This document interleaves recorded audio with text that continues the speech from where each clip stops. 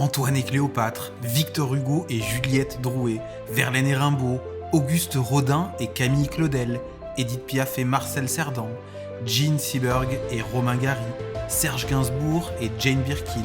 Que de couples mythiques et de représentants de cette institution sociale millénaire qu'est le couple. Selon une statistique de l'INSEE, à 75 ans et plus, 95% des hommes et des femmes ont vécu en couple au cours de leur vie. C'est considérable. Donc le fait de se mettre en couple et de faire cette expérience fait ou fera partie de la vie d'une grande majorité d'entre nous. Mais qu'est-ce qu'on sait vraiment sur ce qui pousse les personnes à se mettre en couple d'une part, et surtout à rester ensemble? Très certainement, vous avez déjà entendu des tas de conseils sur la manière de se mettre en couple, la manière de rester en couple, les secrets de la longévité, etc. Dans cette vidéo, vous ne trouverez absolument aucun des conseils classiques qu'on peut trouver sur les réseaux sociaux à propos du couple, mais en revanche, si vous êtes intéressé pour entrevoir ce que les thérapeutes savent à propos du couple, vous êtes au bon endroit. Je m'appelle Julien Bess, je suis psychologue, et aujourd'hui, je vais vous parler de tout ça dans cette vidéo.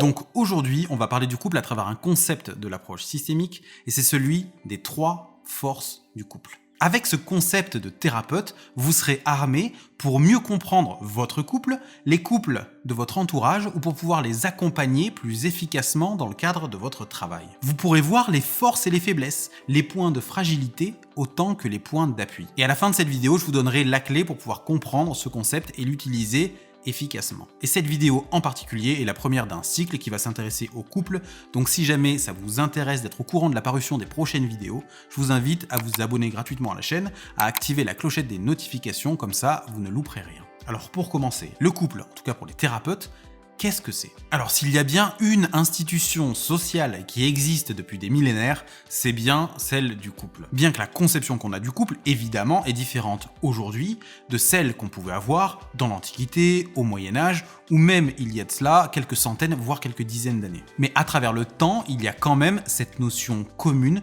de la fonction essentielle du couple pour les individus et pour la société. Et si on regarde avec une lunette sociologique, on peut dire que le couple est une unité sociale stable qui est très utile à la société pour s'organiser. Et si je continue avec ce regard sociologique, c'est vrai qu'on se rend compte depuis quelques dizaines d'années maintenant qu'il y a de plus en plus de personnes qui divorcent, mais si on regarde bien d'un point de vue statistique, la majorité de ces personnes vont se remettre en couple après leur divorce. Donc ça veut dire qu'elles ne perdent pas espoir en cette institution, que ça reste quand même un idéal de notre société que d'être et de vivre en couple. La grande différence réside peut-être surtout dans le fait qu'aujourd'hui c'est beaucoup plus facilement accepté de se séparer puis de se remettre avec quelqu'un d'autre, et c'est plus simple de retrouver quelqu'un pour se mettre en couple à partir d'un certain âge que c'était le cas il y a quelques dizaines voire centaines d'années. Dans cette approche systémique dont je vous parlais, on considère que le couple est plus que la somme de ses parties. Ça veut dire qu'en fait si vous prenez 2 personnes et que vous les assemblez ensemble, le couple qu'elles vont faire est différent de la somme des caractéristiques d'une des personnes, plus la somme des caractéristiques de l'autre. Ça va donner quelque chose de nouveau et d'unique. Alors, entremetteurs et entremetteuses, vous voilà prévenus, les couples sont toujours surprenants et l'alchimie qui va pouvoir se mettre en place entre 2 individus est à chaque fois déroutante. Vous pouvez avoir des couples hyper fonctionnels qui viennent d'associations complètement improbables et d'autres fois, des associations qu'on pourrait croire idéales et qui donnent des catastrophes incroyables. Les couples sont toujours surprenants et ce qu'ils font est toujours unique. Et vous savez, quand on fait de la thérapie de couple, on va vraiment s'intéresser à cette entité qu'est le couple et non pas aux différents individus qui la composent. Alors ça ne veut évidemment pas dire qu'on ne s'intéresse pas aux gens, bien au contraire, mais ça veut dire que tout ce qu'ils font, tout ce qu'ils disent va être vu à travers les effets que ça va avoir sur le couple. Si l'un ou l'autre a vécu une situation difficile, ou un traumatisme, eh bien on va voir cet événement à travers les effets que ça a sur le couple. Alors comme je vous l'ai dit, le couple est le produit de 3 forces. La première, on va appeler ça la force d'attraction, ensuite on a la force de cohésion, et pour terminer, la force de coercition. 3 forces. Si je commence par la première, c'est-à-dire la force d'attraction, ou je devrais plutôt dire les forces d'attraction, qui sont faites de plusieurs éléments qui vont du plus basiquement biochimique ou génétique à des strates plus complexes qui sont faites du désir éprouvé pour l'autre, de l'intérêt de partager sa vie avec cet autre qui est différent, singulier et unique, de la curiosité de découvrir un monde, un continent à explorer, pour certains, à coloniser, à exploiter, un terrain qui peut représenter la terre promise.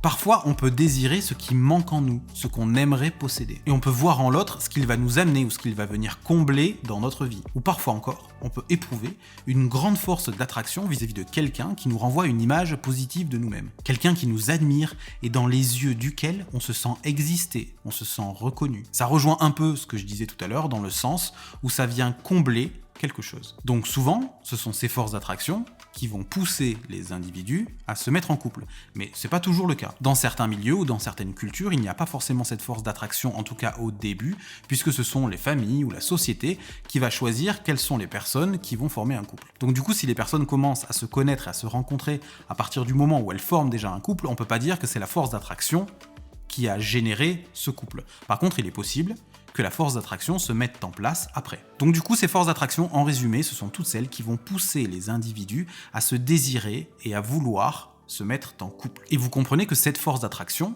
peut, à certains moments de la vie, faiblir. Et c'est à ce moment-là qu'une autre force va venir prendre le relais pour maintenir le couple, et cette force, ça va être la force de cohésion. Et cette force-là va être faite de tous les projets que le couple va construire. Ça peut commencer par les voyages, évidemment les enfants, d'ailleurs certains couples peuvent dire, si c'était pas pour les enfants, on ne serait pas là, ou on ne serait pas resté en couple. Cette cohésion, ça peut également être le fait tout simplement d'habiter ensemble, de partager les frais, le loyer, d'avoir une organisation commune qui facilite la vie au quotidien. Ça peut être également l'achat d'un bien immobilier, les prêts à la banque, les projets professionnels communs, la collaboration pour la réalisation des projets des membres du couple, même indépendamment l'un de l'autre, sans parler du projet du couple. Vous avez un exemple typique de ce genre de couple dans la série House of Cards, dans laquelle vous voyez deux protagonistes qui collaborent très efficacement, avec une grande force de cohésion pour réaliser les objectifs personnels de l'un et de l'autre. Et d'une certaine manière, la thérapie peut même devenir une force de cohésion. Donc en résumé, vous l'aurez compris, les forces de cohésion sont toutes celles qui sont faites des projets communs du couple. C'est ce qui va se construire au-dessus du terreau de l'attraction, à tout ce qui va cimenter le couple au-delà des aléas du désir qui peut fluctuer dans la vie de couple. Et ces forces, elles viennent de ce qui se joue et de ce qui se crée à l'intérieur du couple. C'est la grande différence avec les troisièmes forces dont je vais vous parler, qui sont les forces de coercition. Et ces forces-là vont être toutes celles qui sont exercées depuis l'extérieur sur le couple. Ce sont des éléments comme la culture, les religions, les mœurs, la famille, les amis. Si on vit dans une culture ou qu'on est dans un contexte social ou relationnel dans lequel la séparation sera vraiment perçue d'un œil négatif, ça va vraiment être une force de coercition. C'est quelque chose qui va contribuer à nous maintenir en couple. Et c'est bien d'ailleurs parce que ces forces de coercition sociétales, en tout cas, ont diminué, qu'on observe de plus en plus de divorces. Mais même sans aller jusqu'à ces considérations sociétales, rien que le fait d'avoir un groupe d'amis en commun, ou alors de très bien s'entendre avec sa belle famille, c'est quelque chose qui va vraiment jouer comme un puissant facteur de coercition parce qu'on va vraiment y réfléchir à deux fois si jamais on souhaite quitter, si jamais on souhaite partir du couple. Parce qu'il peut y avoir la crainte de perdre une partie de ses amis, ou de couper les liens avec la famille, ou de subir les reproches de la sienne, de se confronter à l'incompréhension de l'entourage, etc. Donc vous l'aurez compris, toutes ces forces de coercition sont celles qui sont exercées par l'extérieur. Il y a certains couples qui passent par des périodes de crise extrêmement graves, et presque ils se maintiennent ensemble parce qu'il y a cette force de coercition qui perdure, et après, une fois la crise passée, eh bien les autres forces vont commencer à réaugmenter, et les personnes auront traversé quelque chose et leur couple aura tenu parce que justement, il y avait cette dernière force de coercition qui s'exerçait. Donc maintenant que vous avez ces trois forces, voyons un peu comment est-ce qu'elles peuvent s'articuler les unes avec les autres. La clé la plus importante, ce qu'il faut garder en mémoire, c'est que l'important, c'est qu'il y ait un équilibre. Et à partir du moment où il y a une perte d'équilibre, ça fait peser une menace sur le couple. Et cet équilibre, on peut vraiment le voir comme des vases communicants. Il y a certaines périodes de la vie dans lesquelles il est normal, par exemple, que la force d'attraction diminue, et ça va être compensé par la force de cohésion qui augmente. Un des cas les plus emblématiques, c'est le moment où on a des enfants. En général, à ce moment-là, ce qu'on peut observer, c'est que la force d'attraction diminue un petit peu, et que la force de cohésion, elle, augmente en même temps. Et c'est d'ailleurs cette force de cohésion qui va permettre au couple de tenir durant ces premiers mois qui peuvent être difficiles avec la fatigue lorsqu'on a un enfant en bas âge. Mais vous pouvez avoir des personnes, pour une raison ou pour une autre, ça peut être lié à la maturité, ça peut être lié à un surinvestissement des forces d'attraction, qui vont à ce moment-là être vraiment frustrés, qui ne vont pas comprendre par exemple la baisse de libido de leur partenaire, et qui vont commencer à mettre le couple en péril, puisque justement pour eux la force d'attraction a diminué, mais la force de cohésion n'a pas augmenté en conséquence. Et si la force de coercition ne vient pas non plus compenser, vous allez avoir affaire à des personnes qui vont s'en aller, des personnes qui ne vont pas supporter cet état de fait et qui vont à ce moment-là aller investir des relations à l'extérieur du couple. Puis ensuite vous allez voir les choses se rééquilibrer, potentiellement la force d'attraction va remonter, mais parfois vous pouvez avoir des couples qui vont se retrouver bloqués, qui vont être cristallisés dans un déséquilibre de ces forces. Vous avez un exemple typique dans la série Desperate Housewives, dans laquelle Tom et Lynette Scavo, qui ont 5 enfants, une maison, ils achètent un business, mais ils se séparent, ils finissent par se séparer en tout cas, parce qu'il n'y a plus de force d'attraction et qu'ils ne finissent par n'être en couple que par la force de cohésion et de coercition. Et vous pouvez avoir des cas dans lesquels il y a un déséquilibre très important avec une force de coercition beaucoup trop forte. C'est le cas typique du couple de Diana Spencer et du prince Charles. Il est d'ailleurs impossible d'oublier l'interview qui officialisait leur fiançailles, et lorsque le journaliste britannique a demandé à Charles s'il était amoureux, la réponse de ce dernier restera dans les mémoires. Il dit quelque chose en substance comme « tout dépend de ce qu'on appelle être amoureux ». Et on peut imaginer que ces 3 forces qui s'exercent pour que le couple se maintienne peuvent parfois tourner dans leur pendant négatif. Ça, c'est une subtilité conceptuelle que je vous propose, et on pourrait alors parler de force d'attraction-répulsion ou de force de cohésion-exclusion.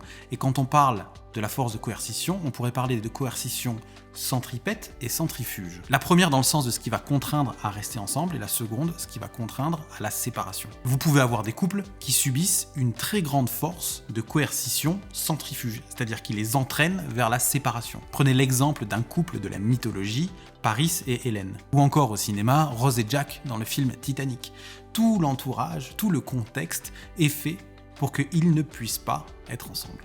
Et on peut voir que malgré la force, malgré la puissance de la force d'attraction, au final, ça ne suffit pas. Et vous l'aurez compris, si on entre dans le pendant négatif de certaines des forces, il faut qu'il y ait une surcompensation massive des autres forces pour que le couple se maintienne. Et en général, quand cet équilibre commence à vaciller, c'est le moment où on va aller consulter un thérapeute de couple. On continue la semaine prochaine notre exploration du couple grâce à un concept mystérieux du docteur Reynaldo Perón qui s'appelle la mariation. Je vous donne que le nom du concept pour l'instant. Si vous voulez en savoir plus, je vous donne rendez-vous dès la semaine prochaine, et en attendant, prenez bien soin de vous.